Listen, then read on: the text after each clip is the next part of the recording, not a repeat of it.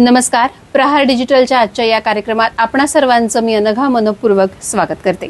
स्वप्न अनेक जण पाहतात, मात्र त्याचा पाठलाग करायचा असतो, कारण स्वप्न कधीच थांबत नाहीत. ती पूर्ण करायची असतील तर त्याचा ध्यास घेतला पाहिजे. मला केमिकल फ्री आयुष्य जगायचंय हे एक ध्यास घेऊन एक महिला मुंबईसारखं नाशिकसारख्या महानगराचं आयुष्य मागे सोडून रत्नागिरी शहरातल्या हरचेरीसारख्या गावामध्ये आली आणि आज तिनं पंचगव्यावर आधारित एक वेगळं विश्व निर्माण केलंय. त्यातून वेगवेगळे प्रोडक्ट्स तयार केलेत आणि सांगायला खरंच आनंद वाटतो की आज हे प्रोडक्ट्स देशभरामध्ये विकले जात आहेत. त्याला मागणी आहे. पंचगव्य म्हणजे शेण, गोमूत्र, दूध, ताक आणि तूप याच्यावर आधारित प्रोडक्ट्स त्या करतात. मला वाटतं या महिलेशी ओळख करायची आणि त्यांचा हा प्रवास जाणून घ्यायला आपल्या सर्वांनाच आवडेल. गेली 6 वर्ष आपल्या स्वप्नांचा ध्यास घेऊन दीपाली प्रणित या रत्नागिरीतल्या हरचेरी गावामध्ये आल्या. मुंबईसारखं शहरातलं कचाकड्याचं आयुष्य सोडून त्या आल्या. ध्येय एकच होतं, मला केमिकल फ्री आयुष्य जगायचंय. पण हे आयुष्य जगणं खूप सोपं नाहीये, तर ते खूप खडतर आहे. पण त्यांनी त्यांच्या स्वप्नांचा पाठलाग सोडला नाही आणि आता 6 वर्षानंतर त्यांना त्यांची एक वेगळी ओळख मिळाली. फक्त हरचेरी गावात नाही, फक्त रत्नागिरीत नाही, तर देशभरामध्ये या देशी गाय शाळेमध्ये किंवा ह्या त्यांच्या ग्रामामध्ये ते जे तयार करणारे प्रोडक्ट्स आहेत त्याला खूप मागणी आहे. तर मला वाटतं आपण त्यांच्याशी गप्पा मारूया आणि त्यांचा हा प्रवास जाणून घेऊया. मी तुमचं स्वागत करते मॅडम. नमस्कार. मुंबईमध्ये तुम्ही काम करत होतात, नाशिक हे तुमचं माहेर आहे. दोन्हीही, मुंबई तरीही कोकणाला जवळ आहे, पण नाशिक तर इतकं दूर आहे. ते सगळे बंध तोडून तुम्ही रत्नागिरीमध्ये आलात. बरं, शहरात राहिला नाहीत, हरचेरी सारख्या एका खूप रिमोट गावामध्ये आणि मांडवकरवाडीमधल्या एक अगदी त्याहीपेक्षा रिमोट गावात तुम्ही राहता. परिसर पाहिला तर सगळीकडे वनराई आहे, झाडं आहेत. तर पहिल्यांदा इथे आलात, कसा हा प्रवास जाणून घ्यायला आवडेल. नमस्ते ताई. आणि आजच्या सेशनमध्ये तू इथे आलीस आणि हा जो सगळा प्रवास आहे आणि आपले हे देशी गाय हा जो प्रोजेक्ट आहे हा लोकांपर्यंत नेण्याचा प्रयत्न करते, त्याच्यासाठी तुझं मनापासून आभार. आणि ह्या सगळ्या गोष्टींमध्ये मला असं सांगावंसं वाटतं की खूपशा गोष्टी आपल्याला असं वाटत असतं की हे मी केलंय, किंवा तू म्हणतेस की हे तू केलंय किंवा तुझं आहे हे. तर जेव्हा तुम्ही ह्या क्षेत्रामध्ये रमतात आणि जेव्हा तुम्ही खरंच देशी गायच्या जवळ जातात, देशी गाय म्हणजे भारतीय देशी गाय, तिच्या जवळ जातात, तेव्हा तुमचे सगळे विचारांचे लेवल्स ओपन होत जातात. तुम्ही आत विचार करायला लागतात, स्वतःच्याच आतमध्ये शिरतात. आणि तेव्हा मला ह्या प्रश्नाचं उत्तर सापडलंय, तर तुम्ही ह्या कामाला निवडू शकणारे कोणीच नसतात. तुम्ही या गावाला निवडू शकणारे कोणीच नसतात. हे काम तुम्हाला निवडत असतं, हे काम तुम्हाला बोलवत असतं. आणि माझ्यासारखेच अनेक लोक असतील जे वेगवेगळ्या क्षेत्रात शिकलेले असतील, ज्यांनी वेगवेगळ्या ठिकाणी स्वतःला ट्राय केलं असेल. आयुष्यात खूप काही गोष्टी करतो, आपल्याला ते जमतं, पोटही भरतं, पोटापाण्यापुरता मिळवतो, पण समाधान मिळत नाही. हा जो विषय असतो ना, आणि असं एखादं कुठलं तरी XYZ काम असतं ज्याच्यामध्ये आपल्याला समाधान मिळतं. आणि जेव्हा तुम्ही ते करायला लागतात तेव्हा तुम्हाला कळतं की नाही, माझा जन्म ह्याच गोष्टीसाठी झालाय. आम्ही असंख्य गोष्टी ट्राय केल्या, मी काय, माझा नवरा काय, आम्ही दोघांनी मिळून असंख्य गोष्टी ट्राय केल्या. आणि कुठल्याही गोष्टी करता करता आम्ही त्या सोडून द्यायचो, कारण करताना जमायचं, पैसे पण मिळायचे, सो कॉल्ड सक्सेस मिळायचा, पण हॅपीनेस मिसिंग होता. आणि हा जो हॅपीनेस असतो ना, त्या हॅपीनेसच्या शोधात तुम्ही त्याच्या मागे जातात आणि XYZ ठिकाणी तुम्ही जाऊन तिथे थांबतात, तुम्ही तिथे रमतात आणि कळतं की आपला जन्म हा ह्या कामासाठी झालेला होता. आणि सो मला तरी असं वाटतं, गाय म्हण किंवा काम म्हण किंवा कर्मभूमी म्हण किंवा गुरु म्हण, ह्या सगळ्या गोष्टी आपण निवडत नसतो. ह्या गोष्टी आपल्यासाठी अगोदर तयार असतात, त्या आपल्याला बोलवतही असतात. आपण भलतीकडे रमलेलो असतो आणि तिथे आपली ओढाताण होत असते. बरोबर. आपण जेव्हा त्या वाटेला लागतो तेव्हा आपण इथपर्यंत बरोबर येऊन पोचतो. आता हे झालं थॉट प्रोसेस. पण इथे आलो कसं, अगदी सिंपल गोष्ट आहे की जे ऑप्शन्स तुम्हाला येतात ना त्याला ओपन राहणं गरजेचं आहे. आम्ही ओपन राहिलो म्हणून आम्हाला त्या गोष्टी मिळाल्या. आम्ही मुंबईत काम करत होतो, लॉकडाऊन आलं. लॉकडाऊनमध्ये आता काही लोकांचे कोर्सेस बाकी होते, काउन्सिलिंगचे कोर्सेस आम्ही शिकवायचो. कोर्सेस बाकी होते. आता ते कसे काय पैसे देणार आणि त्यांचे कोर्सेस कसे अर्धवट सोडणार, म्हणून त्या लोकांचे कोर्सेस आम्ही ऑनलाईन घेतले. आमची ऑफिसेस तेव्हा बंद झाली मुंबईमधली, लॉकडाऊनमध्ये, मुंबईमधली, नाशिकमधली.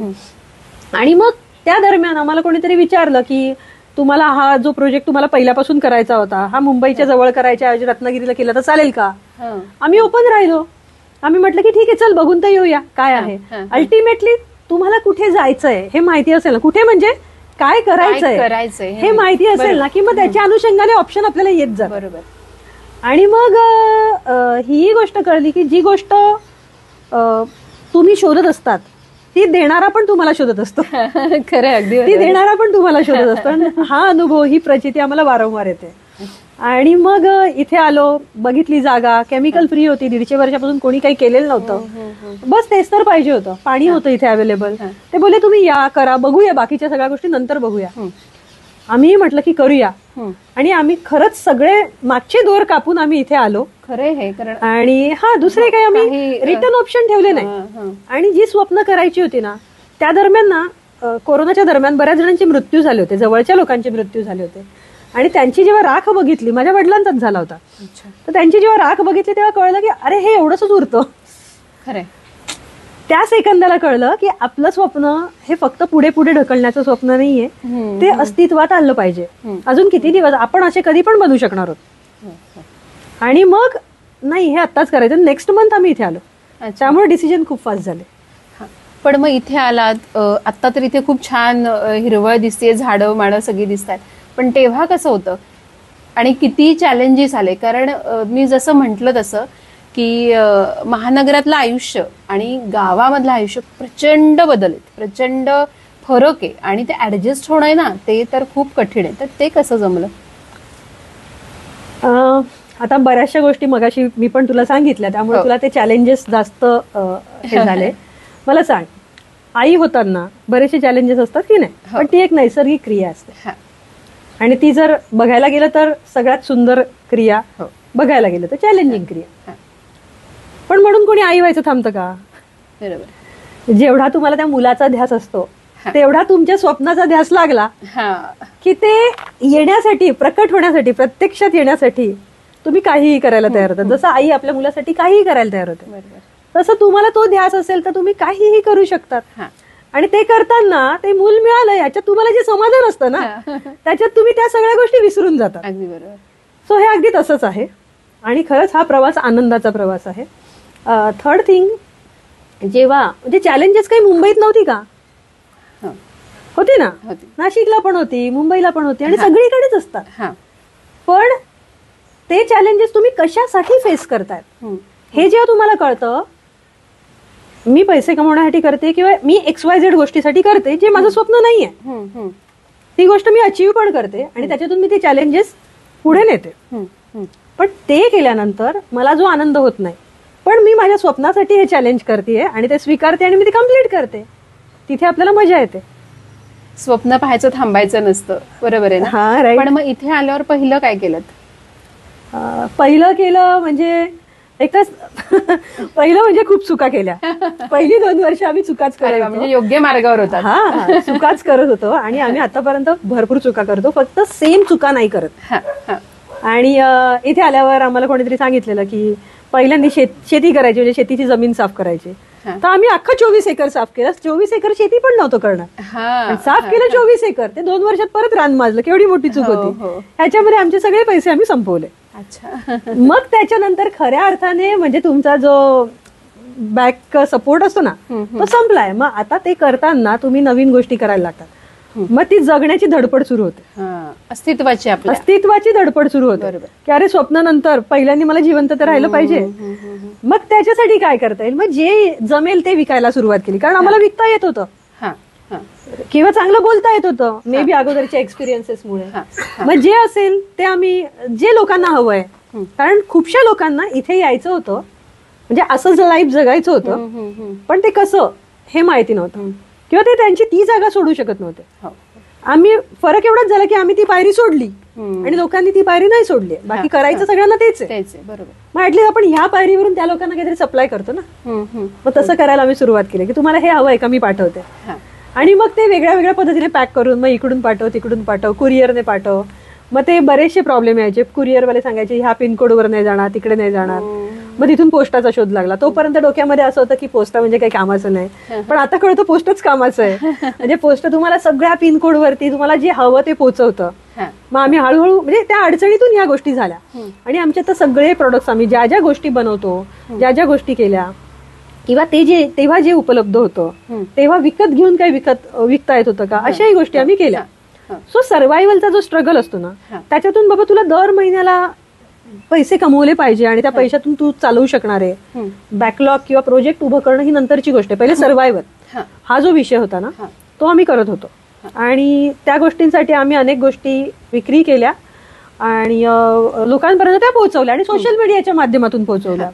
आणि येस, तेव्हा आम्हाला हे कळलं की अन्न, वस्त्र, निवारा बरोबर नेटवर्क ही पण महत्वाची गोष्ट आहे सध्याच्या काळामध्ये. तर जर तुम्हाला चांगलं काम करायचं असेल किंवा अशा पद्धतीचं काम करायचं असेल तर नेटवर्क असेल अशी जागा घेतली तर तुमचे बरेचसे प्रॉब्लेम सुरुवातीला जे येतात ना ते थोडेसे रिझॉल्व्ह होतात. अच्छा, पण मग तेव्हा होतं इथे नेटवर्क? अजिबात नाही, 2 वर्ष अजिबात नाही. त्यामुळे लोकांना वाटायचं आम्ही पळून गेलोय. अरे बापरे. हा, किंवा आम्ही आमचे फोन बंद केले असं वाटायचं. सुटला तुमचा संपर्क तुटलेला. अच्छा, मग तेव्हा मग आम्ही गाडी आमची पहिल्यापासूनच होती. मग ती गाडी मग म्हणजे त्याच्यात मजा कशी असायची बघ, आता मग ज्या ठिकाणी नेटवर्क आहे तिथे जाऊन आम्ही काम करायचो. मग टॉवरच्या खाली जाऊन बस, इकडे तिकडे जाऊन बस. फक्त प्रॉब्लेम एकच व्हायचा की 2 तास लॅपटॉप चालला तर त्याची बॅटरी जेवढी आहे तेवढाच वेळ आपण काम. मग आम्ही लॅपटॉपची बॅटरी विकत घेतली ॲडिशनल. मग ते 2 तासाचे 4 तास केले. म्हणजे असे टप्पे आमचे पार झाले. मग आम्ही खूप छान छान ठिकाणी जाऊन कामं गेली, जे जसं आरे वारे एकदम सुंदर जागा आहे. मग त्या ठिकाणी जाऊन आम्ही चहाच्या टपरीवर बसायचो, तिथे चहा प्यायचो आणि 2 तास आतमध्ये बसून कारमध्ये बसून आम्ही काम करायचो. म्हणजे इतकी सुंदर ठिकाणं, रत्नागिरीतले सगळे हिडन जेम्स स्पॉट्स आहेत ना ते आम्ही अशा पद्धतीने एक्सप्लोअर केले. अच्छा, पण सगळ्यात पहिलं आपण जसं मगाशी बोलतो काळी हळद हे पहिलं तुमचं प्रोडक्ट जे तुम्ही विकलत, म्हणजे जे तयार केलं आणि विकलं, तर त्याच्याविषयी सांगा ना. काळ्या हळदीचं पण तसंच आहे की ती लाभली. कुठलेही प्रोडक्ट प्रत्येक व्यक्तीने हेच केलं पाहिजे असं नाही. कुठलं ना कुठलं एक प्रोडक्ट त्याला खूप भारी जमून जातं आणि ते त्याचं असतं. ते त्याच्यातून त्याला जे काय जमेल ना ते इतरांना नाही जमत.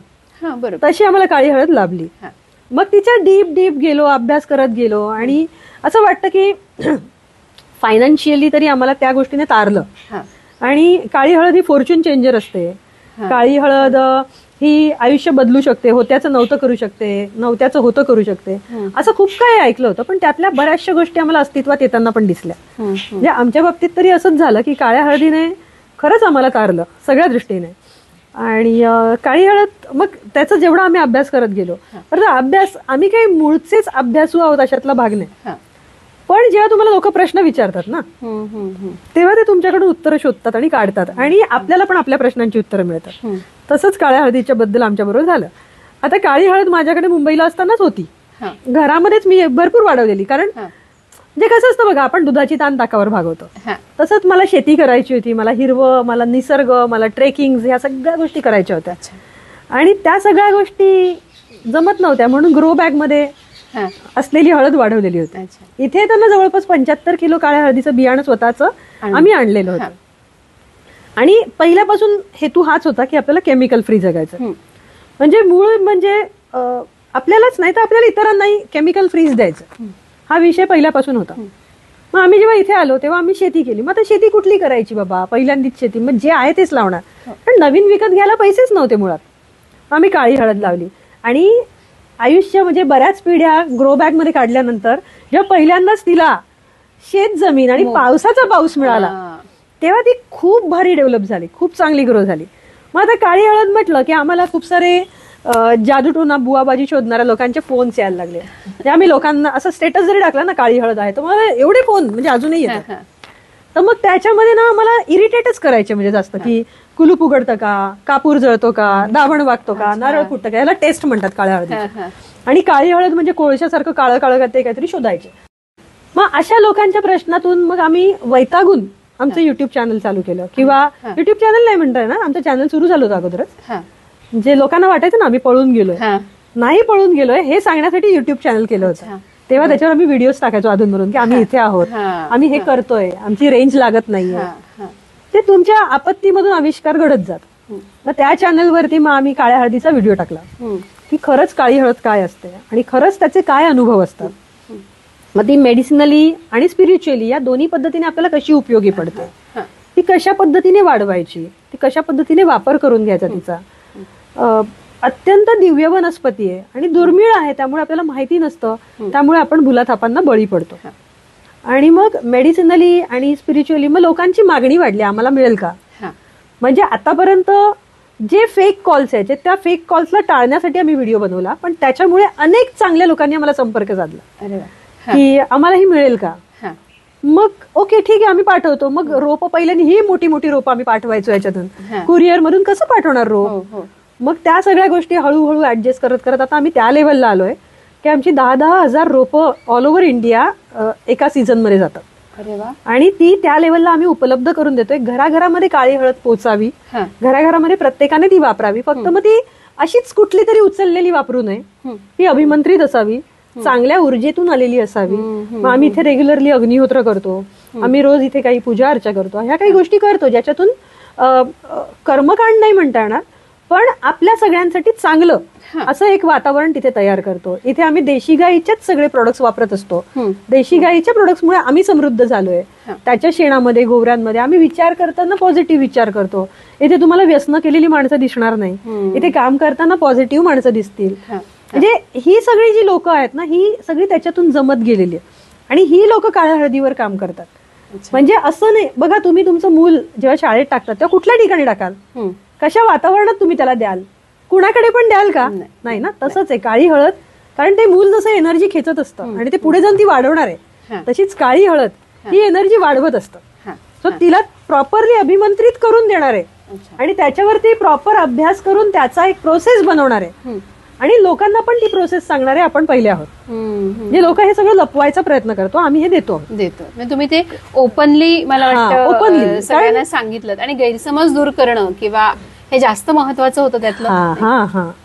ती महत्वाचीच गोष्ट होती आणि लोकांचा मला वाटतं विश्वास सुद्धा बसला की 100% तुम्ही आता काळी हळद देताय तर ते हे देवाचं किंवा अभिमंत्रित म्हटलं तर त्याला काहीतरी महत्व आहे आपल्या आयुष्यामध्ये आहे. आणि जसं तुम्ही म्हणालात की काळ्या हळदीमुळे तुमच्या आयुष्यामध्ये सुद्धा बदल झाले, खूप झाले. आणि हे सगळं लॉकडाऊनच्या कालावधीत सुरू होतं. हो, लॉकडाऊन पासून चालू होतं. काळी हळद म्हणजे तेव्हा आम्ही द्यायला सुरुवात केली, पहिल्या दुसऱ्या वर्षी आम्ही द्यायला सुरुवात केली, पण तोपर्यंत ती आमच्याकडे वाढली होती चांगल्या प्रमाणामध्ये. दुसरी गोष्ट, काळी हळद कसं माहिती का, द्यायला सुरुवात केली, पाठवायला सुरुवात केली, पण सुरुवातीला आम्ही किती पूर्ण सीझन मध्ये 5-50-100 रोपं दिली असतील, पण तेव्हा आमच्यासाठी ती खूप मोठी गोष्ट होती. आता 10,000 रोपं आमच्या या सीझनला दिली, 10,000च्या वरती. मग हा डिफरन्सच कोणी केला, हा डिफरन्स पण तर काळ्या हळदीनेच केला ना. आणि आम्हाला एवढं कळतंय की तुम्ही जी एनर्जी देतात ती एनर्जी काळी हळद वाढवते आणि मोठ्या प्रमाणात वाढवते. सो त्याचे अनेक अनुभव आहेत. आम्ही तर म्हणजे लोकांना फीडबॅक शेअर करताना लोकांनी जे आम्हाला मेसेजेस पाठवले असतात त्याचे स्क्रीनशॉट काढून पाठवतो. जे फीडबॅक आम्हाला बनवायला लागत नाही आणि लोकांकडे फीडबॅक मागायला पण नाही लागत, ते स्वतःहून पाठवतात. ताई माझ्या आयुष्यात असं घडलं, टेक अ स्क्रीनशॉट आणि इतरांना सांगा. म्हणजे ह्याच्यामध्ये असं काही तुम्हाला वेगळं कसं असतं ना, फेक गोष्ट पटवण्यासाठी खूप काही करायला. बरोबर आहे. जे खरं आहे ते शेअर करायला काही लागत नाही. बरोबर, अगदी बरोबर. सो आम्हाला हे कळलंय की ह्या कामाने आम्हाला निवडलंय. आम्ही कुठे लहानपणापासून हे सगळं शिकून आलो होतो. खरंय ना. ह्याचा कुठला कोर्स होता का? पण हे कुठून ना कुठून आपण शिकतो. त्याच्यासाठी तुम्हाला सर्टिफिकेटची गरज नव्हतो. तुम्ही त्याच्याबरोबर राहतात, तुम्ही त्याच्याबरोबर बॉन्डिंग असतं. आणि हे सगळं करताना ना महत्वाचं म्हणजे म्हशीचं दूध आयुष्यातून जाऊन जेव्हा गाईचं दूध आयुष्यात आलं ना, तुमची तरलता वाढते विचारांची. तुम्ही वनस्पतींशी, निसर्गाशी, जमिनीशी, पाण्याशी, प्राण्यांशी सगळ्यांशी बोलू शकतात. तुमची तरलता जेव्हा वाढते तेव्हा तुम्ही कनेक्ट होतात आपोआप आणि त्याच्यातून तुम्हाला ह्या गोष्टी मिळत जातात. जेव्हा पूर्वीचे ऋषी मुनी कुठे जात नव्हते पण एका जागी बसून त्यांना सगळं कळायचं. असं काही जादू होती का? बघायला गेलं तर जादूच. पण बघायला गेलं तर हे नॉलेज मिळण्याची ही साधना आहे आणि असं वाटतं कळत न कळत ती साधना सुरू आहे आता. ती तरलता तुमच्या विचारांमधल्या गोष्टी. म्हणजे बघा, आता पूर्वी आम्ही मुंबईमध्ये असताना नॉनव्हेज खायचो. म्हणजे नॉनव्हेज खायला जायचो म्हणून हॉटेलमध्ये नाही जाणार, पण तिथे रोजच जेवण होतं. ते चिकन फ्राईड राईस दे रे, हे खूप कॉमन गोष्ट होती आमच्यासाठी. तर नॉनव्हेज तर गायी आल्यापासून बंद झालं. आमच्या घरात रेग्युलरली चिकन असतं, अंडी असतात, पण ते आमच्या कुत्र्यांसाठी असतात. हा. आम्ही खात नाही आहोत नॉनव्हेज. हा. बंद झालं, आपोआप बंद झालं, इच्छा गेल्या, मासे बंद झाले. त्याच्यानंतर हळूहळू आता माझ्या आयुष्यातून तर कांदा लसूण पण गेला. म्हणजे हे हळूहळू मला घरचे चिडवतात तू आता काही दिवसांनी गवत खाशील म्हणून. सो म्हणजे कांदा लसूण पण गेलं. जेव्हा तुम्ही ह्या गोष्टी अशा करत जातात ना, आता हे केल्याने काय होतं की तुमच्या विचाराची संवेदनशीलता वाढते. गाय जशी संवेदनशील आहे ना, प्रत्येक गोष्टीत ती संवेदनशील असते. तिच्या बरोबर राहून, तिच्या पंचगव्यामध्ये राहून तुमची विचारांची संवेदनशीलता वाढते. आणि म्हणून ते आपल्याला वापरायचं आहे. तेच विचारायचं होतं की गोमाता तुमच्या आयुष्यामध्ये कशी आली. गोमाता, येस, आवड खूप लहानपणापासून होती. आणि ह्या कामासाठी म्हणजे मला हे जाणवतं की ह्या कामासाठीच तुम्ही बनलेले आहात हे आता पक्क आहे. कारण आम्हाला नाही वाटत आता हे सोडून दुसरीकडे कुठेतरी वेगळं काहीतरी ट्राय करू किंवा कंटाळा आला असं नाही होत. पहिल्या दिवशी जी उत्सुकता होती ती आजपर्यंत आहे. अरे वा. ती एनर्जी आहे आणि एनर्जी वाढतेच आहे. आणि त्यामुळे अर्धवट सोडून जाणं हा विषय कुठेच नाही राहणार. पण मग इतकी वर्ष आपल्याला का नाही कळली गोमाता? इतकी वर्ष आपण भटकत का होतो इकडे तिकडे? हा ध्यास लागतो का? इतकी वर्ष का नाही आली? पण लहानपणापासून आवड होती, ती बोलवत होती, ती खुणावत होती. पण आपण आपल्या आवडीनिवडी बाजूला ठेवतो. मी स्पेसिफिकली ह्या गोष्टीवर का बोलतेय, कारण जे पण कोणी असं काहीतरी शोधत असतील ना ह्या प्रश्नाचं उत्तर, त्यांना कदाचित ह्या व्हिडिओमधून त्यांच्या प्रश्नाचं उत्तर मिळावं आणि त्यांनी त्यांच्या कर्मावरती लवकर शिफ्ट व्हावं, हा हेतू आहे. तुम्हाला काही गोष्टी खुणावत असतात, तुम्हाला ती गोष्ट करताना मजा येत असते आणि असं वाटत असतं की नाही मला हे करायचं आहे, पण आपण समाजामुळे किंवा XYZ कुठल्या पण गोष्टींमुळे आपण ती गोष्ट करत नसतो किंवा इतर कोणीच करत नाही म्हणून आपण करत नसतो. हे जास्त महत्वाचं आहे. कुणीच करत नाही मग कसं करू, काहीतरी बोलेल असं, किंवा मी हे केलं तर असं काही होतं का, किंवा स्वप्न हे वेगळं असतं, तुमचं आयुष्य वेगळं असतं. तसं नाहीये. ह्या आयुष्याची दोन चाकं आहेत आणि दोन्ही सेम अलाइनमेंट मध्ये चालतील तेव्हा गाडी पुढे जाईल. जर एक चाक दुसऱ्या साईडला आणि दुसरं चाक दुसऱ्या साईडला गेलं तर तुमची फरफटच होणार आहे. आणि जर इफ यू फील डिप्रेस्ड, आता तुमच्याकडे सगळं आहे पण तुम्हाला मजा येत नाहीये, तर तुमचे दोन व्हील अलाइनमेंट नाही झाली आहे, काहीतरी चुकतंय बॅलन्स. व्हील अलाइनमेंट जेव्हा होईल, दोघंही सेम अलाइनमेंट मध्ये, तुमचं काम आणि तुमचं स्वप्न जेव्हा सेम अलाइनमेंट मध्ये असेल, तेव्हाच तुम्हाला स्मूथ ड्रायव्हिंगचा अनुभव येईल. मजा येते आयुष्य जगायला, खूप मजा येते. आणि तू जसं म्हटली ना की गेम्स म्हणजे एवढे चॅलेंजेस आले, हे चॅलेंजेस आम्हाला गेम्स सारखे वाटतात आता. म्हणजे तुम्हाला जास्त डिफिकल्ट चॅलेंज येतं. आता कळतं पहिल्या वर्षी येणारे चॅलेंज छोटंसं होतं, आताचे चॅलेंजेस मोठे आहेत, पण ते नेक्स्ट लेवल आहे ना चॅलेंजची. पण जेव्हा ती अचीव होते तेव्हा मजा पण येते आणि कळतं की तुम्ही त्या लेवलला पोहोचलेले आहात. सो हे ऑटोमॅटिकली तुम्ही पुढच्या लेवलमध्ये जाता. आणि गेम ओव्हर झाल्यावर मजा नाही येणार ना, गेम रनिंग मध्येच मजा आहे. सो ते तसं आहे. सो फक्त तुम्हाला असं असतं ना की पहिल्या लेवलला तुम्हाला छोटे छोटे चॅलेंजेस आहेत, नंतर मोठे, मग नंतर मोठे. डायरेक्टली PhDचा प्रश्न पहिलीला येत नाही. बरोबर, तसंच ते आहे. सो अशा गोष्टी आम्ही करत होतो. गाय पण खुणवत होती कायम. पण आम्ही मूर्ख होतो, आम्ही दुर्लक्ष केलं. जिथे पण मी आता लहानपणीचे माझे फोटोग्राफ्स बघते, ट्रेकिंगचे फोटो बघते, तिथे मला जे पण कुठला प्राणी भेटेल, जो पण दिसेल तर त्याला मी जवळ घ्यायची. ते करत होती ना, त्याला पुढे का नाही नेलं, असा विषय असतो. इथे आल्यावरती नाही, सेंद्रिय आयुष्य जगायचे, गाय पाहिजे, गाय आणली. बरं, गाय कशी वापरायची किंवा गायीचं महत्व काय किंवा गायच का वगैरे हे थोडंसं शिकलेलं होतं. पण मग गाय आणल्यावरती सांभाळायचं म्हणजे ते सगळं मान्य आहे, पण तिने जेव्हा तुम्हाला शिंगाने अशी करते तेव्हा काय करायचं?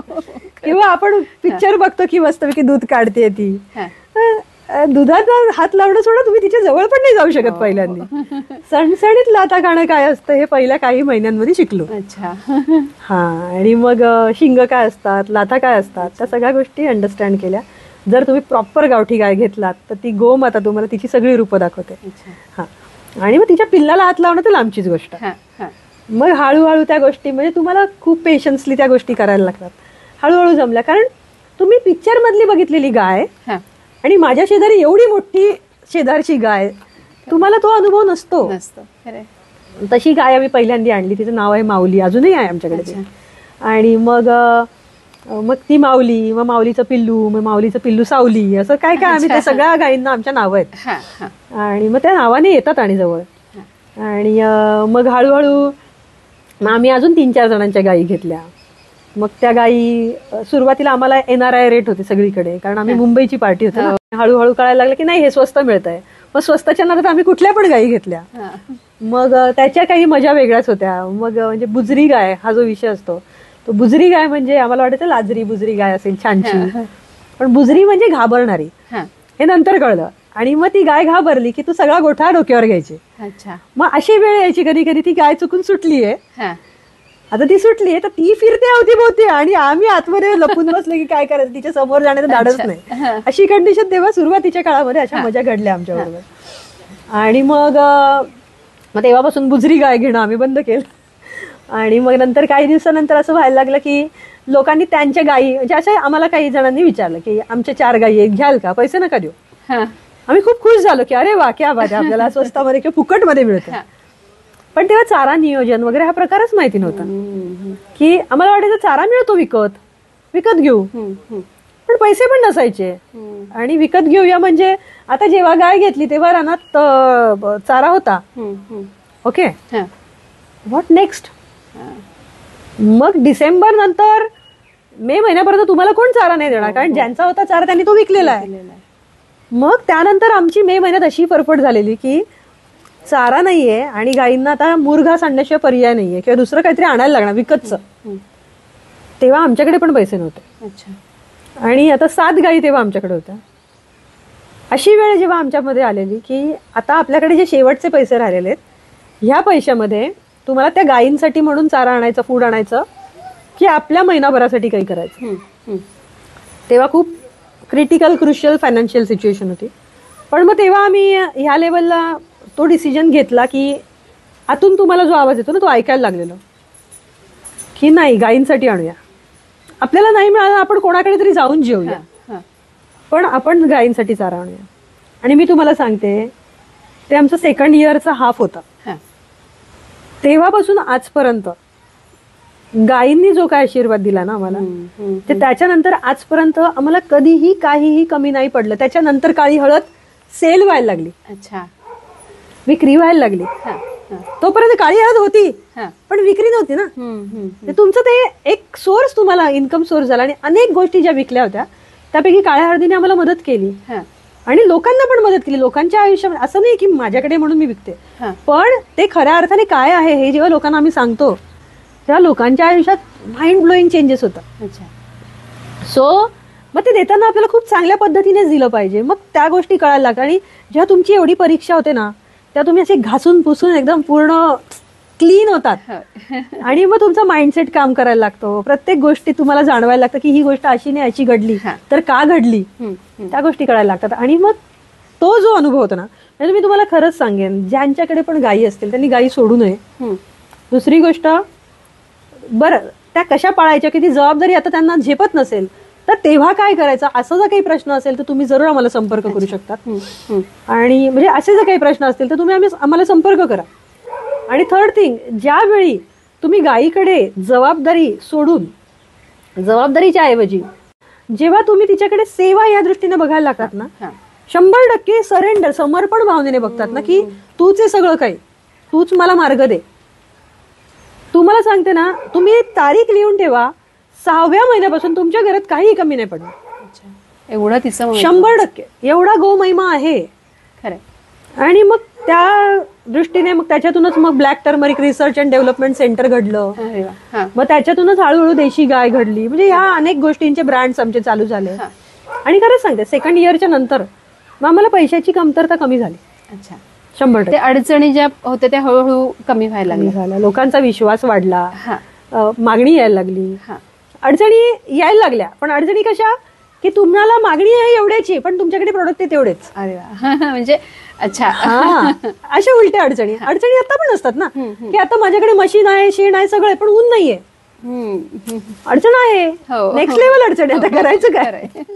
सो त्या गोष्टी, पण मग त्याचे उपाय मिळतात आणि मार्ग मिळतात.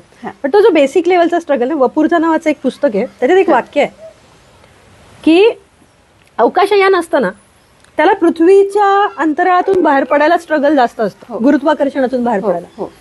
एक उंची गाठली ना त्याने की बऱ्याचशा अडचणी त्या उंची सोडवते. मग तो फिरायला लागतो. त्याचं काम पुढेच आहे. हो हो. पण ती जी उंची आहे ना, तो स्ट्रगल आहे ना, ती उंची गाठेपर्यंत आहे. सो त्या दरम्यान तुम्ही जर टिकून राहिलात, चांगली मजबूत परीक्षा होते. पण जर तुम्ही टिकून राहिलात तर ती उंची तुमच्या बरेचसे स्ट्रगल सोडवते. हे अनुभव आहेत, प्रॅक्टिकल अनुभव. खरं आता आपण एवढं बोलतो तर ते जाणवतंय मला. आणि मग देसी गाय प्रोजेक्ट आहे तो काय आहे? अगेन आपत्ती में से आविष्कार. की आपत्ती ही होती की आता गाईच गाई आमच्याकडे वाढायला लागल्या. मग गाईच गाई वाढायला लागल्या, चारा नसायचा, म्हणजे बऱ्याच अडचणी. मग आम्ही असा भरपूर चारा भरून ठेवायला लागलो. म्हणजे डिसेंबर मध्ये जेवढा दिसेल गावात ज्यांच्याकडे जेवढा आहे आण विकत. पण पैसे थोडी असायचे तेवढे, अडचणी तर होत्याच. पण मग आम्ही घ्यायचो, मग हळूहळू करून ते चाऱ्याचे पैसे द्यायचो. पण मग कधीतरी पाऊस आला, मग तो चारा भिजला. मग कधीतरी आग लागली, तो चारा जळून गेला.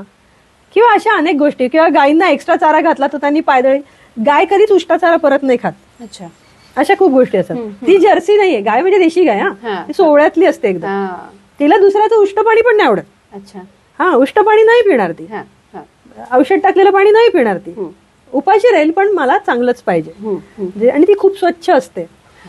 चारा जो आहे तो मला नवीनच पाहिजे. मी पायदळी तुडवलेला चारा मी खाणार नाही. ह्या खूप गोष्टी असतात अशा. मग ह्याच्यात नाश व्हायचा. आणि मग ही समस्या आम्हाला भेडचवायची. आता एवढ्या गायी आहे, मग काय.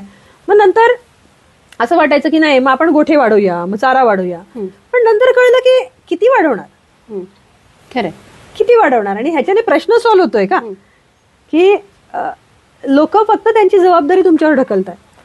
पण ज्या लोकांकडे, आणि ते प्रत्येक व्यक्तीने जेव्हा गुरं आणली आमच्याकडे, गाई गुरं, तर त्या प्रत्येक व्यक्तीचं म्हणणं असायचं की आमच्याकडे एवढी गायी होत्या, माझ्या आजोबा असताना एवढ्या गायी होत्या. त्याच्या नजरेत तो चाम असतो. मग तुम्ही का देतायत? बरं, मग तो बेजबाबदार आहे म्हणून का? नाही हो, खरंच प्रॉब्लेम्स असतात. घरात कुणी नसतं, मुलं मुंबईला गेलेली असतात, आई वडिलांपैकी आता एकच जण आहे, त्यांनाही द्यायला जीवावर येतं. ज्या गायींना बाळासारखं वाढवलं त्यांनी, घरात जन्म झालेला आहे, आणि आता त्यांना देताना प्रचंड त्रास होतो. पण ऍटलिस्ट मी तुम्हाला एक गोष्ट सांगेल की कोकणात ऍटलिस्ट भटकी गुरं का होईना, तुम्हाला गावठी गायी दिसतायत रस्त्यावर, भरपूर दिसतात. गावठी गाय काय आहे हे इथल्या लोकांना माहिती तरी आहे. चांगल्या शहरात जा, तुम्हाला गावठी गाय काय ते बघायला सुद्धा नाही मिळत. आणि इथे ही जी कंडिशन आहे आता ज्या पद्धतीने चालू आहे, फक्त 10 वर्षाचं सेम कंडिशन राहिली तर इथे पण सिमिलर सिच्युएशन येईल. इथे पण आपल्याला गावठी गाय फक्त पुस्तकात बघायला मिळेल. गौमाता म्हणून आपण तिचे फोटो बघू, आपण तिची पूजा करू, पण आपल्याला गाय बघायला मिळणार नाही. आजही गावांमध्ये घर सारवायला सुद्धा शेण नाही म्हणून लोक फरशी लावतात. ही परिस्थिती आहे. तर मग हे असं नाही व्हायला पाहिजे. मग फक्त सुरुवातीला पहिलं वर्ष आमचं ब्लेम करण्यातच गेलं लोकांना, की लोकांना जबाबदारी घ्यायची नाही, तुम्ही हे पाळा. पण जर खरंच आपण त्याच्या नजरेत त्याच्या ठिकाणी जाऊन बघतो तेव्हा ते इमिडिएटली ती गोष्ट शक्य नसते. मग असं काय केलं पाहिजे? बरं, आता इथली मुलं सगळी जात आहेत, कोकणातली बाहेर जात आहेत, कुठेतरी जाऊन ऑफिस बॉयचा जॉब कर, कुठेतरी ड्रायव्हरचा जॉब कर, कुणी जाऊन IAS अधिकारी बनत नाहीये. हो, नाही, अगदी नोकऱ्या चाकरमानी बनतायत. ओके. आणि तिथे ती आमच्याकडे काम करत होती ना, जेव्हा आम्ही काम देत होतो आम्ही, तेव्हा मुलं शोधायचो की बाबा असा कुठला तरी गावचा पोरगा यावा ना आपल्याकडे काम करावं. इकडे आल्यावर वाईट वाटतंय की अरे मुलाकडे 5 एकर शेती आहे किंवा 10 गुंठे शेती आहे, पण तो जाऊन कुठेतरी काहीतरी काम करतोय का? कारण की इथे त्याला इन्कम नाहीये. मग आम्हाला कळायला लागलं की अरे तुझ्याकडे सोन्याचं अंड देणारी कोंबडी आहे, पण तू ती सोडून भलतीकडे जातोय आणि ती कोंबडी तू दुसऱ्याकडे देतोय. बरं, मग सोनं काय? सोनं म्हणजे काय? तर ह्याचं सगळ्याचं उत्तर आपल्या शास्त्रांमध्ये एक सुभाषित आहे, गोमय वसते लक्ष्मी गोमूत्रे धन्वंतरी. गोमूत्रामध्ये लक्ष्मी वसते असं सांगितलंय का? नाही. गोमूत्रे धन्वंतरी म्हणजे गोमूत्रामध्ये धन्वंतरीचा वास आहे. म्हणजे सगळ्या प्रकारचे आजार बरं करण्याचं जे काम आहे, जी ताकद आहे ती गोमूत्रात. अच्छा. शेणात नाही. गोमय वसते लक्ष्मी. दुधात लक्ष्मी वसते का? नाही. तुपात वसते का? नाही. शेणात. मग त्या लक्ष्मीचा शोध घेणं गरजेचं. आणि ती लक्ष्मी गाय जन्माला आल्या दिवसापासून जाण्याच्या दिवसापर्यंत देते. त्याचा वापर कसा करायचा ते आपल्याला माहिती नाहीये. हे विसरलोय. ते पूर्वी करत होते, पण आता आपण विसरलोय. मग त्या गोमयाला आम्हाला कळायला लागलं की आम्हाला तर भरपूर लक्ष्मी मिळते, फक्त आपण त्याचा वापर करत नाही. सिम्पल थिंग आहे. आमच्या इथे गावामध्ये बघा, कोणी पण जेव्हा गायी सांभाळतं ना तेव्हा त्यांच्याकडे एक शेणकी असते. शेणकी म्हणजे काय, एक खड्डा, त्याच्यामध्ये रोजचं शेण ते टाकतात आणि मग वर्षाच्या शेवटी तो खड्डा जेव्हा भरतो पावसाळ्याच्या अगोदर, तेव्हा कुठला तरी शेतकरी किंवा कोणतरी येऊन किंवा आंबा बागायतदार वगैरे ते शेण घेऊन जातो. 2-3 हजार रुपये देतो आणि ते घेऊन जातो. 2-3 हजार रुपये त्याला मिळाले, त्याच्यातून गायला सांभाळणार आहे का? नाही. पण त्याला नाही माहितीये एवढं गोमूत्र सोन्याची खाण आहे, ती वापरायची कशी. Simple thing. आमच्याकडे ना अशा पद्धतीची एक शेड बनवली आहे. त्या शेडच्या खाली आम्ही गांडूळ खताचा आम्हाला प्रोजेक्ट करायचा होता म्हणून आम्ही गांडूळ खताच्या बॅग्स लावल्या. त्याच्यात शेण पण भरलं, पण गांडूळ टाकायला वेळच नाही मिळाला. खरंच सांगते, गांडूळ टाकायला वेळच नाही मिळाला. अजूनही नाही टाकायला मिळाले. फक्त ते प्रोजेक्शन मध्येच आहे की गांडूळ खताचा प्रोजेक्ट बनवायचा. असं खूप गोष्टी आहेत अशा. तर त्या गांडूळ खतासाठी म्हणून मग आम्ही काय केलं, मग याच्यामध्ये ते कुजलं वर्षभरानंतर आणि त्याचा इतका सुंदर सुगंध येतो. जिथे शेणामध्ये किडे वगैरे नसतात. तुम्ही जेव्हा हातात घेता ते चहा पावडर सारखं लागतं. आणि पहिल्या पाऊस पडल्यानंतर मातीचा कसा सुगंध असतो, तो ऍक्च्युली बॅक्टेरियाचा सुगंध असतो. तो सुगंध तुम्हाला या शेणामध्ये मिळतो. इतका सुंदर असतो की तुम्ही असं घेत राहाल, इतकं सुंदर असतं. आणि हे जे शेणखत आहे आमचं 100 रुपये किलोने विकलं जातं. आणि कोणाला मिळतंय ओरिजिनल शेणखत? आता माझ्याकडे जर 10 गोण्या आहेत, अशा 10 बॅग आहेत, प्रत्येक बॅग मध्ये 500-500 किलो शेणखत आहे. 100 रुपयापर्यंत विचार करा. तुमच्याकडे सोनच आहे. आणि ते कोणी चोरून घेऊन जाणार आहे का? ओपन शेड आहे. फक्त त्याच्यामध्ये नैसर्गिक चारा खाल्लेल्या गायीचं शेण आहे. हे जास्त महत्वाचं. ती प्लास्टिक नाही का आमची गाय, किंवा आमची गाय आमच्या घरातलं उष्टावळ आम्ही तिला देत नाही. गायीचा नैवेद्य म्हणजे चारा, की ती धान्य खात नाही. आपण म्हणतो गाईला चपाती द्यावी, नाही, चपाती हे गायीचं अन्नच नाहीये, त्याच्याने तिचं पोट बिघडतं. आपण नैवेद्य दाखवायला आपलं जेवण तिला देतो, गडबड आहे सगळी, त्याच्याने तिचं पोट बिघडतं. आणि सगळेजण त्याच दिवशी एवढा नैवेद्य आणून देतात तिला, दुसऱ्या दिवशी तिचं पोट बिघडतं. त्या गोष्टी नाही केल्या पाहिजे. जर तिला नैवेद्य दाखवायचा असेल तर तुम्ही गवत उगवून द्या, तर ती आनंदाने खाईल. जे ते केलं तर तिचं पोट नाही बिघडणार आणि ते आपल्याला खरंच सोनच देईल. जे तसंच असतं. तर आता हे जे शेण आहे, आता 5 लाखाचं माझ्याकडे शेणखत आहे, मला ते पॅक करायचंय पिशवीमध्ये आणि पाठवायचंय. 50 रुपये लोक चार्जेस पण द्यायला तयार आहे की आम्हाला गावामधलं शेणखत नाही मिळत आहे. तर तुम्हाला आता मुंबईच्या राहणाऱ्या माणसाला जर 150 रुपयात शेणखत अख्खं 1 किलोभर मिळत असेल घरी घरपोच, त्याच्या कुंड्यांमध्ये जर छान काहीतरी येणार असेल तर तो का नाही मागवणार? आणि अशा पद्धतीने 500-500 रुपयाचं शेणखत आमच्याकडून लोक विकत घेतात. अच्छा. 5 किलो शेणखत 250 रुपये आम्हाला ट्रान्सपोर्ट चार्ज देतात.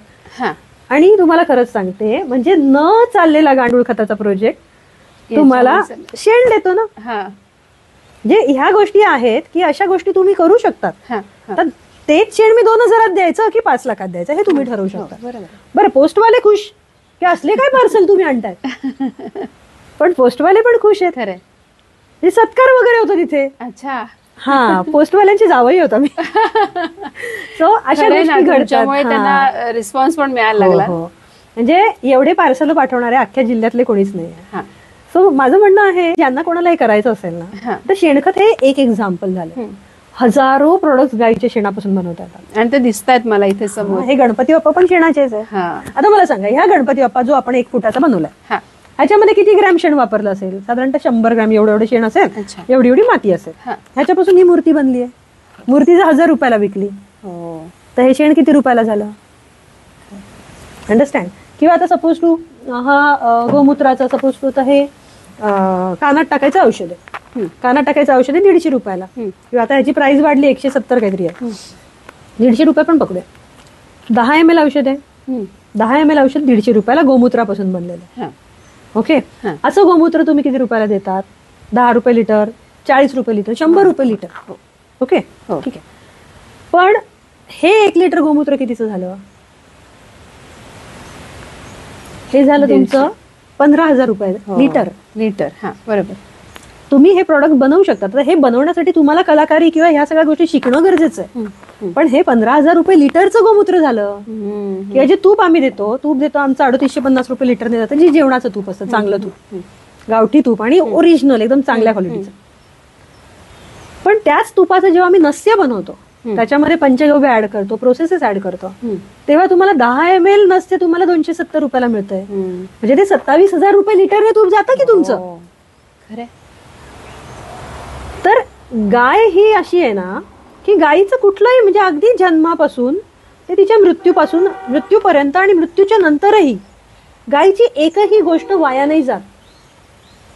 ती म्हणजे जर आपली अख्खी पृथ्वी जर एका सर्कसच्या तंबूसारखी असेल आपली ह्युमन सिस्टम, तर त्या सर्कसच्या तंबूतला मधला जो पिलर आहे तो गाय आहे. अरे वा, खरंय.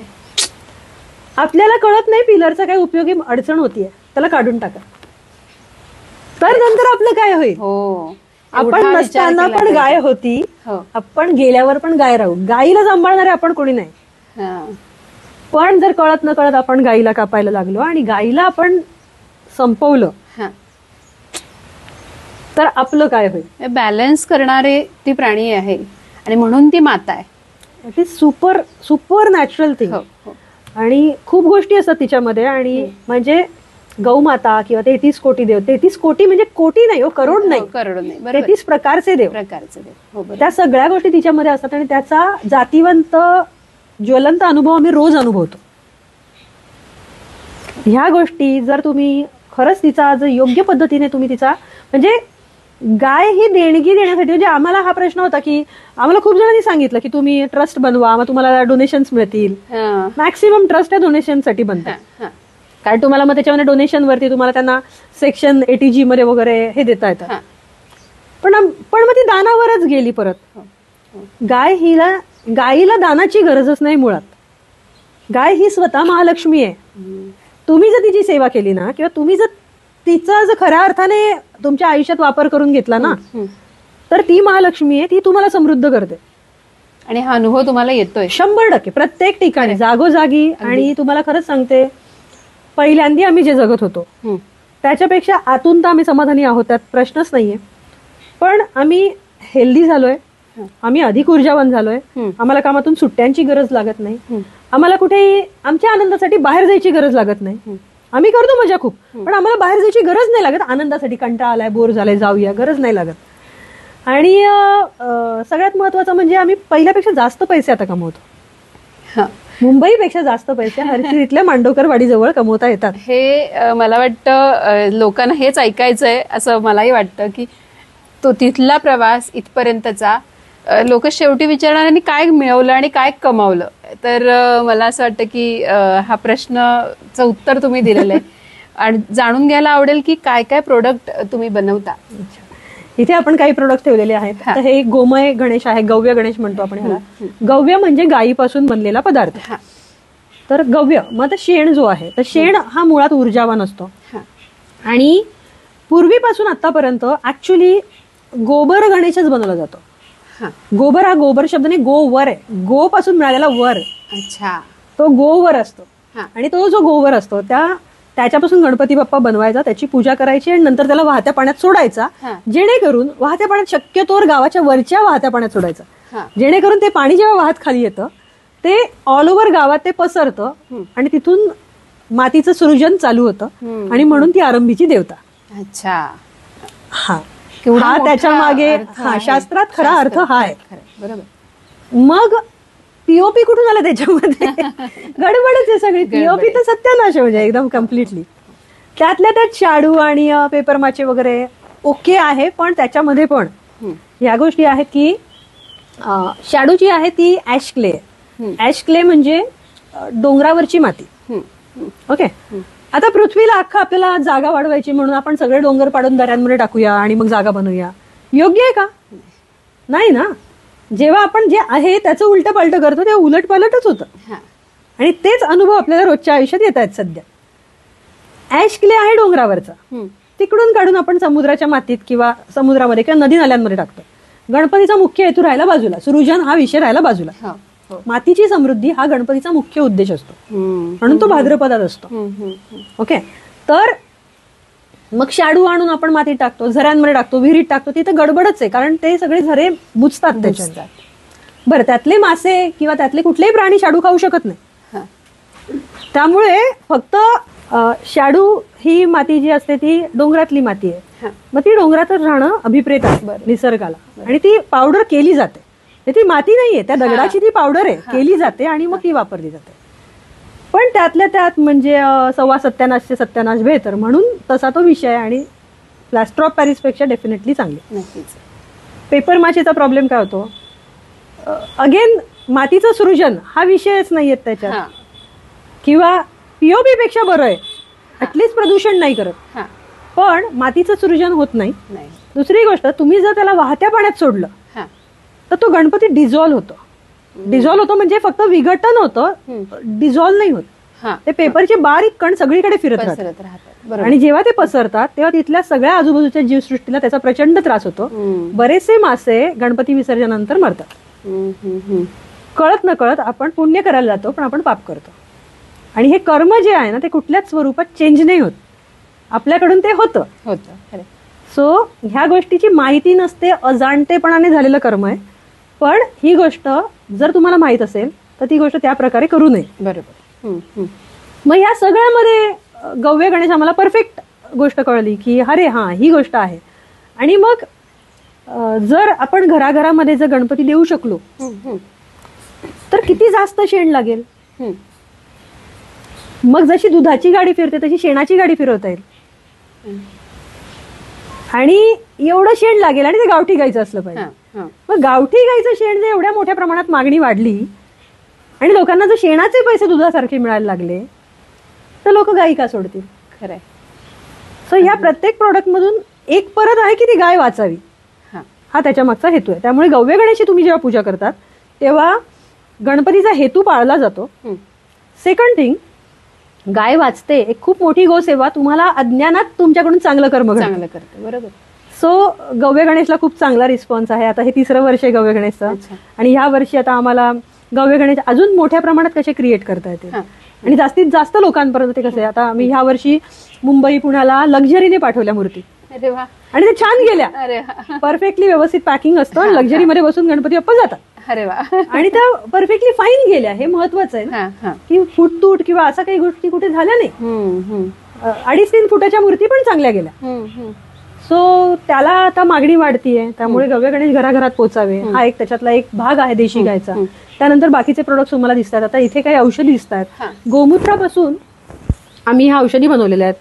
ह्याच्यामध्ये कर्णबिंदू आहे, नेत्रज्योती आहे म्हणजे डोळ्यात टाकण्याचं औषध, कानात टाकण्याचं औषध, आणि हे आपल्या आरोग्यासाठी खूप चांगले असतात. किंवा अमृतबिंदू आहे. अमृतबिंदू हे तर आपल्याला सर्दी, खोकला, डोकेदुखी या सगळ्या गोष्टींसाठी बेस्ट आहे. त्याच्यामध्ये ओवा, पुदिना, भीमसेनी कापूर ह्या सगळ्या गोष्टी, आणि गोमूत्र अर्क वापरलेला असतो. अगेन ते अतिशय सुगंधित असतं, आणि ते तुम्ही पोटात पण घेऊ शकतात, तुम्ही वाफ घेऊ शकता. म्हणजे ह्या सगळ्या गोष्टी ज्या आहेत त्या कम्प्लिटली तुम्हाला कुठेही हेल्थला हानी करणाऱ्या नाहीयेत. आणि या गोष्टी आम्ही अशाच कुठून तरी युट्यूबवरून बघून नाही शिकलोय, आम्ही हे प्रॉपरली कोर्सेस करून शिकलेलो आहोत. किंवा आता आम्ही एक डॉक्टरेट घेतोय त्याच्यामध्ये, पंचगव्यामध्ये. तर पंचगव्याची डॉक्टरेट घेण्याचा मागचा हेतू हाच आहे की आजीबाईने औषध सांगितलेलं खरं औषध असेल तरी लोक ऐकणार नाही, पण डॉक्टरने सांगितलेलं ऐकते, म्हणून डॉक्टर बनायचंय. तर आता तरी ऐका. सो पंचगव्यापासून म्हणजे गाईचं शेण, गोमूत्र, दूध, तूप आणि ताक ह्या 5 वस्तूंपासून अनेक गोष्टी बनवू शकतो. तर त्या सर्व गोष्टी लोकांच्या घराघरामध्ये लाईफस्टाईलमध्ये पोहोचायला पाहिजे, आणि हे सगळं आपल्याला ऑल ओव्हर इंडियाने तर ऑल ओव्हर वर्ल्ड पाठवता यावं यासाठी आम्ही हे काम करतोय. ह्याच्यामध्ये आम्ही शतधौतघृत म्हणजे तुपापासून बनवलेलं आपलं मॉइश्चरायझर बनवलेलं आहे. मॉइश्चरायझर म्हणा किंवा अँटी एजिंग क्रीम म्हणा त्याला. त्यानंतर इथे तुम्हाला मोबाईल स्टँड बघायला मिळतोय. हा मोबाईल स्टँड आहे. तर शेण जे मुळात असतं ना ते रेडिएशन कमी करतं. तुम्ही घराला शेण लावलं तर घरामधले रेडिएशनचा इफेक्ट कमी होतो. पण आता शहरामध्ये प्रत्येक जण काही लावू शकत नाहीये. त्याला शेण हवं पण आहे. तो म्हणतो पण की माझ्या आजीच्या गावाला गेलो की आम्हाला शेणाच्या जमिनीवर झोपायला, मी तिथेच झोपतो. तुला ही गोष्ट आयुष्यभर मिळाली तर, तुझ्या शहरातल्या लाईफमध्ये पण मिळाली तर आपण काय काय देऊ शकतो. मग शेण वेगवेगळ्या माध्यमातून, जसं की शेणाची पेंटिंग्स बनवायची आहे, की जे आपण प्लास्टिक मध्ये करतो ना ते सगळं शेणापासून बनवता येतं. किंवा शेणाचा पेंट बनवता येतो. किंवा आता हे शेणाचा मोबाईल स्टँड आहे, ह्याच्यावर जर मोबाईल ठेवला तर रेडिएशन्स कमी होतात, तुमचं डोकं नाही दुखणार मोबाईल बघताना. लहान मुलं बघतात मोबाईल, तर ह्याच्यावर ठेवून बघा तर तुम्हाला त्याचा असर कमी होईल. किंवा ही शेणाची माळ बनवलेली आहे, ही जेव्हा आपण गळ्यामध्ये घालतो तेव्हा तुमचं हार्ट किंवा तुमचं ब्रेन हे शेणाच्या आपल्या बाहेरच्या मोबाईलच्या इफेक्ट पासून दूर राहतं. ऑटोमॅटिकली डोकेदुखी वगैरे कमी होते. चिडचिड कमी होते, डोकं शांत राहतं. त्यानंतर आता इथे बघतोय आपण धूप स्टिक, ही खूप चालणारा प्रोडक्ट आहे आमचा. आम्ही 3-3 महिन्याचे धूप स्टिकचे किंवा शेणाच्या गोवऱ्यांचे पॅकेट्स देतो. तर ह्या ज्या धूप स्टिक आहेत किंवा आता ह्या ज्या गोवऱ्या आहेत, हे खूप जास्त चालणार आहे. हे 3 महिन्याचे पॅकेट्स देतो आम्ही आणि ऑल ओव्हर इंडिया पाठवतो आम्ही, बाय पोस्ट पाठवतो, घरपोच येणार तुम्हाला. हे सगळं काही देशी गाईच्या शेणापासून बनलेलं आहे आणि त्याच्यामध्ये हवन समिधा टाकलेल्या आहेत वेगवेगळ्या. आणि मुळात ना आम्ही ह्या सगळ्या गोष्टी केमिकल फ्री करतो, कारण आमचाच मूळ उद्देश होता केमिकल फ्री आयुष्य.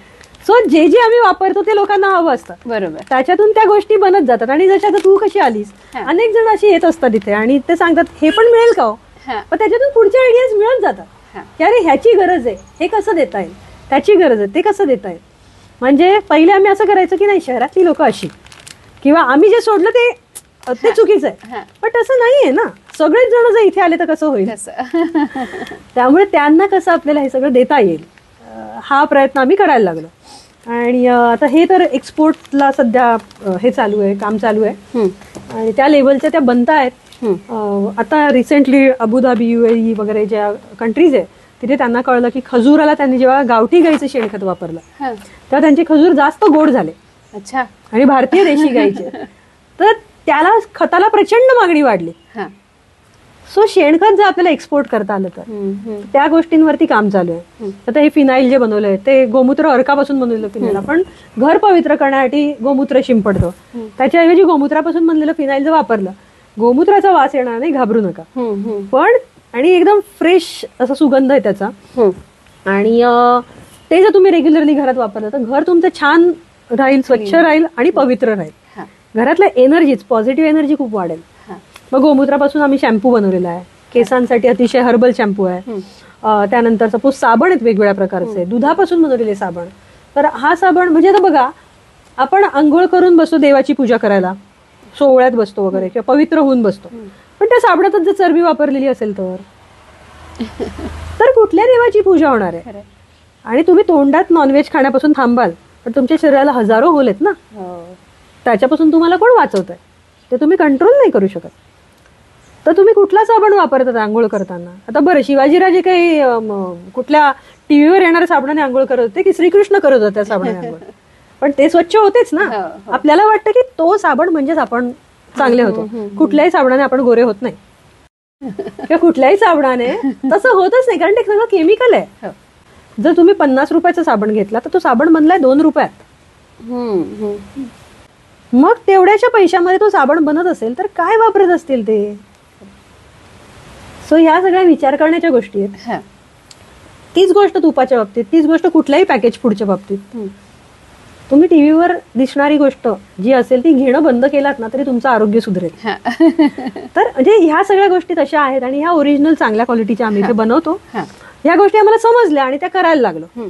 बरं, आता त्या गोष्टी अवेलेबल करून देणं पण गरजेचं आहे लोकांना. नुसतंच वापरू नका सांगणं, मागणी वाढली आणि एकाने वापरलं की तो 4 लोकांना सांगतो, ऑटोमॅटिकली त्या गोष्टी घडतात. आम्ही एक्झिबिशन्स करतो वेगवेगळे, त्या एक्झिबिशन मध्ये स्टॉल लावून आम्ही स्वतः बोलतो. आणि हे जेव्हा होतं तेव्हा लोक, म्हणजे आमचा स्टॉल असला की लोक धावत येतात, सांगतात की अरे तुम्ही भेटलात, बरं झालं, मला हे पाहिजे. आता ह्या लेवलला आम्ही आलो. सो देशी गाईचा हा आशीर्वाद आहे खऱ्या अर्थाने. आणि ती गोष्ट आता खूप पुढे चालली आहे. लांबून लांबून लोक विचारतात. कदाचित या वर्षी इम्पोर्ट एक्सपोर्ट लायसन होईल, ते झालं तर मग बाहेरही आपल्याला या गोष्टी पाठवता येते. पण आपल्यातल्या प्रत्येकाला ही गोष्ट मिळायला पाहिजे आणि हे मिळण्यासाठी त्याचा अवेअरनेस असला पाहिजे मुख्य. तर ह्या गोष्टी जर आपण केल्या, ह्या गोष्टी जर घरात वापरल्या तर तुम्हाला एनर्जीचे बदल ऑटोमॅटिकली जाणवतील. आणि एनर्जीत बदल घडले की लाईफ चेंज होतं पूर्णपणे. तसं आमचं झालं. ते खरंच दिसतंय.